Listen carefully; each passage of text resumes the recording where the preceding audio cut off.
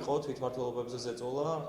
თვეების განმავლობაში, იყო გადაბირების ცდელობა, იყო ამ თვალსაზრისით ძალიან ბევრი უკანონო ნაბიჯი გადადგმული და ბუნებრივია, როცა ჩვენ ვსაუბრობთ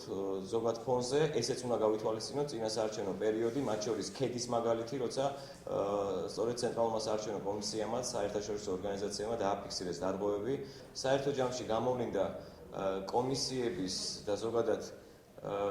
იმ საარჩევნო ადმინისტრაციის ნაკლებად კომპეტენტურობა ამ თვალსაზრისით ძალიან სერიოზული სამუშაოებია ჩასატარებელი მომავალში, რათა კვლავ არ განმეორდეს ესეთი შემთხვევები.